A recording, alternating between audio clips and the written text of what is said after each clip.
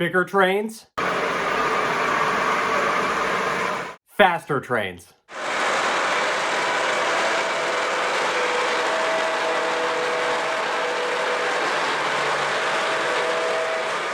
How many big trains can I run at one time?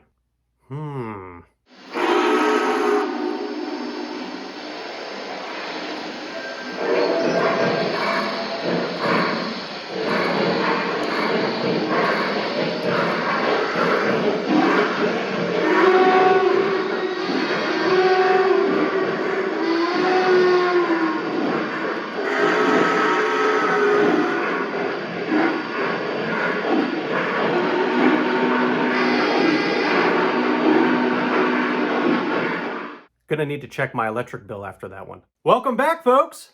Hope you're having a great week. Well, things look a little different around here, in case you haven't noticed. We have a lot of construction that's been completed, and I'm really excited to show you the progress that's been made on the layout. So many things to go over. I don't really know where to start. I don't know where we're gonna end up. I'm gonna try to keep this short and sweet, and we're gonna run a ton of big and fast trains to showcase the work that's been completed. So sit back, relax, and enjoy.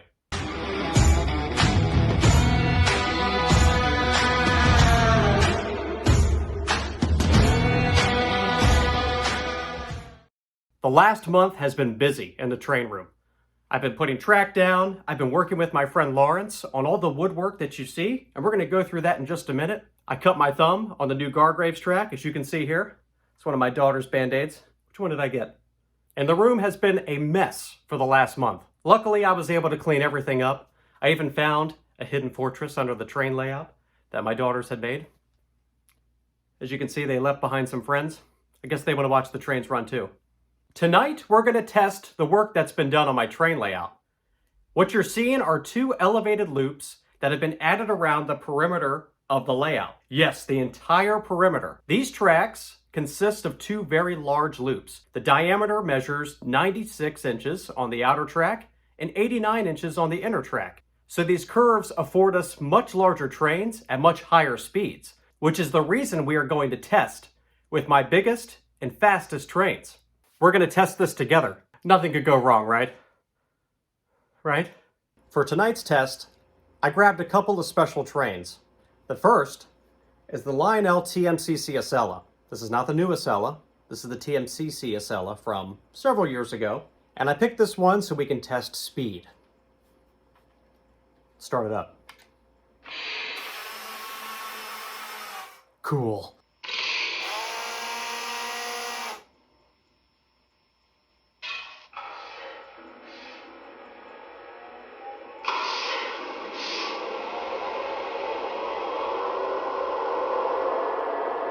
Awesome.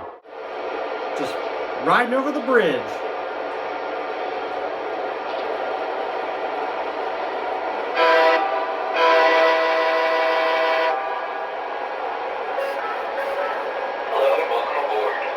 Welcome aboard the new layout. You can hear that Acela running behind the camera. Behind me is the Lionel Pennsylvania S1. I picked this engine because it's large and has a rigid frame, and it pulls these massive passenger cars. So why not test our outer loop with the Acela and the S1?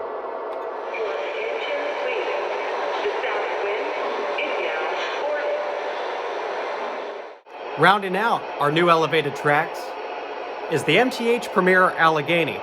I haven't run this engine in a video for like a year, so it needs to stretch. Start this one up.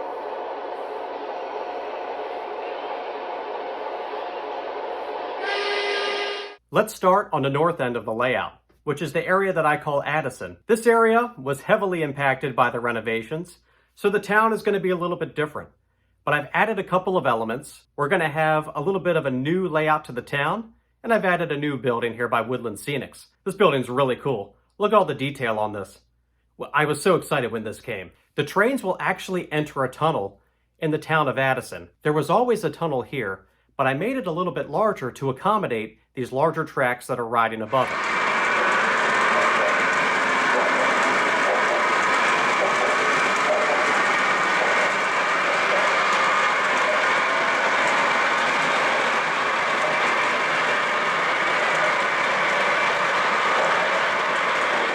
If we make our way down to the south end of the layout, passing through the yard, you'll see that I relocated the passenger station. Again, we call this pop-up station because this was originally on my dad's layout. If you watched my last video, I actually recorded that one at my dad's house while I was doing this layout renovation. The platforms move all the way down past the yard to the south end of the layout. You'll see that the Lego town is still intact. I just raised it up into the windowsill. And then we will pass down by the Big Rock Candy Mountain, which will need to be rebuilt. We'll do that after York. It's going to be a great time. And then we move down into the familiar scene, which is the mountain by the fireplace.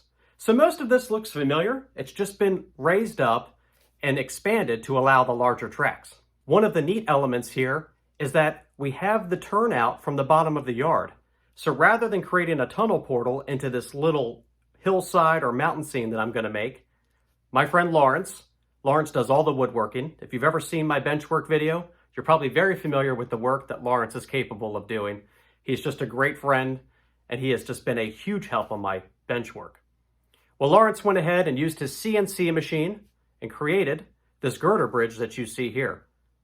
Kind of a neat element, homemade, and I think it's great.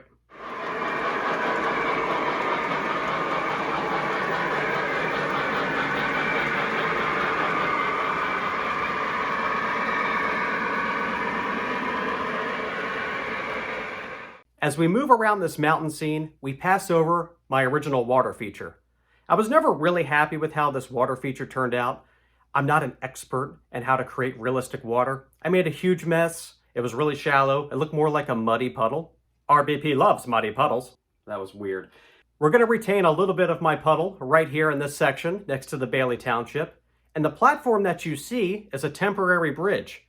I'm having a second bridge built. This one is smaller than the big bridge, which we'll get to in a second. And the reason I'm having this bridge built is because the track on the MTH bridge, on my double track bridge, the spacing was too tight for what I was trying to do. When you're running these large articulated engines, you need a lot of space for the boilers to articulate and then straighten back out. And with that, I just needed a bridge that afforded me more width. And that's why I'm having those built.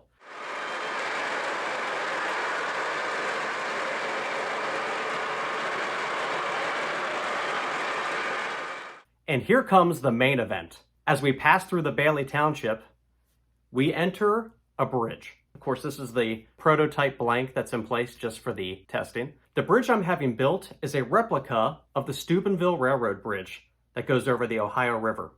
I thought this bridge was really fitting because my wife's side of the family is from Ohio, and this bridge is going to be the centerpiece of the layout. It's made of masonite and reinforced with aluminum, and this bridge is 8 feet long, custom built by East Coast Enterprises.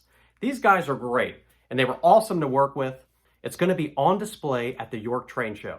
So come take a look at it if you're going to be there. It is an engineering marvel, and I'm really excited about it. We're going to do a video dedicated to the bridge when that comes home with me.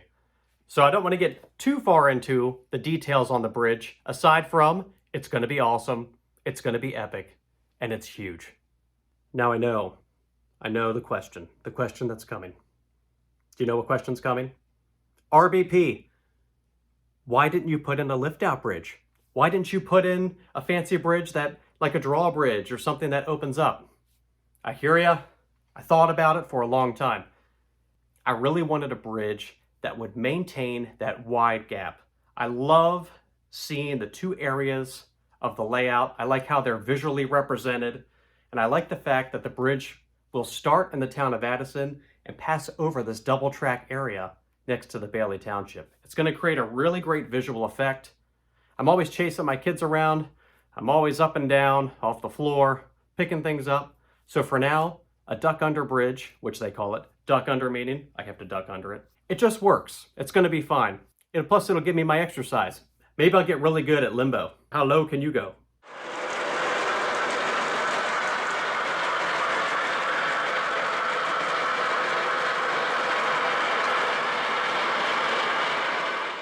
As we pass over the bridge, you'll see these two curved girder bridges. Lawrence created these to connect the bridge to that mountain scene that's going to go right up here in the top of the town of Addison. These bridges are just amazing. My grandfather was a farmer. He passed away about 3 years ago. He always was into woodworking. And when we were emptying out the farm, we found these planks of walnut that he had milled. We brought those over to Lawrence's house, and he was able to create these beautiful edges to laminate the sides of these girder bridges. So not only will the color match the masonite bridge, but it is a memory of my grandfather and somebody I've always admired in my life. Just these little details and these little memories, these are what make layouts special. I know a lot of you watching have trains that have been passed down, or you're passing things down to other people, or maybe you've built pieces of your layout with things that are important in your family or your friends. It really is a special element on the layout.